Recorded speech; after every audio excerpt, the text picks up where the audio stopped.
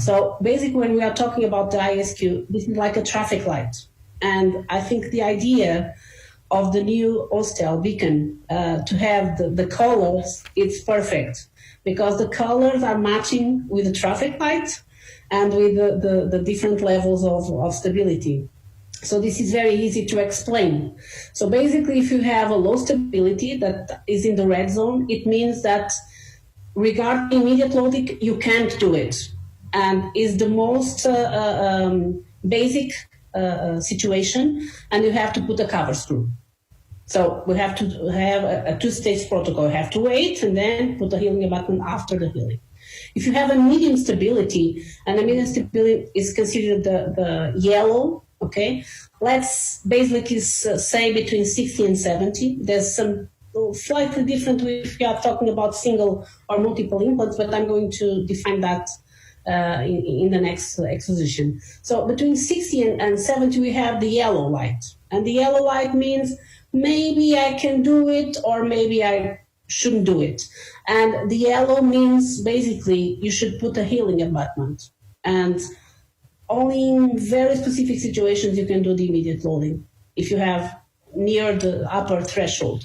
And then the green light. The green light means, okay, you have the conditions to do immediate loading. Should I do it all the time? Not always, because sometimes you have to consider other factors, like the economic part of the patient. Sometimes the patient can't afford to buy a fixed provisional and has already a removable prosthesis, and we can adapt. So this is the guideline of what is the ideal situation, but then we have to adapt to the conditions of the country, of the patient, of economics, of several things. So basically, the traffic light when it's green, okay, I can do immediate loading with no problem.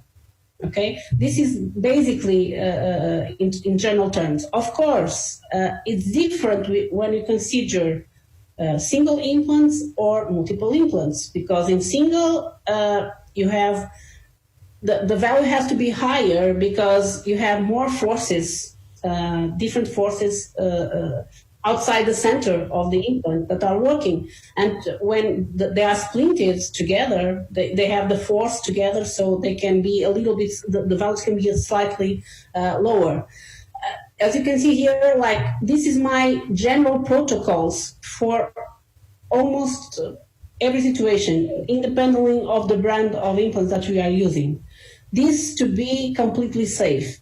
If you ask me, sometimes I risk a little, yes, but I have 18 years of experience. For someone that is starting, they should follow the guidelines strictly to have good results and predictable results.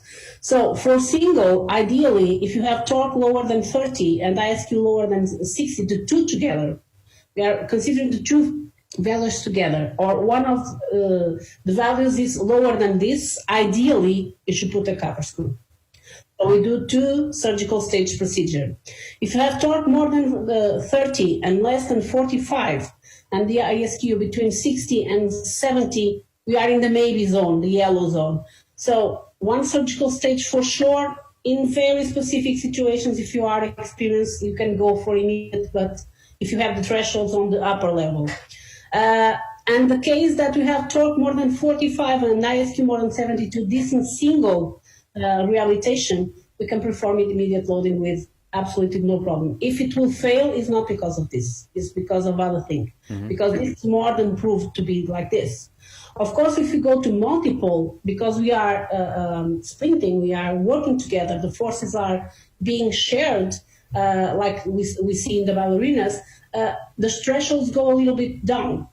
So instead of 30, we can consider the limit, the inferior limit threshold 25, and then the superior limit 40 instead of 45. So 25 instead of 30 and 40 instead of 45. And the only difference regarding the ISQ is instead of 72, we can go downgrade a little bit to 70 because what we are talking. So basically, this is like very, very easy to use. If you have this guideline, it's only to have, you can put it on your office, you know, a table with these numbers, and if you go with these guidelines, there's no way it will fade because of this, okay? It can fade by other things, but not because of this, because this is so well studied that it really is a great tool to use to do something that will give you predictability to long term. So basically, this is my guidelines that I use every day.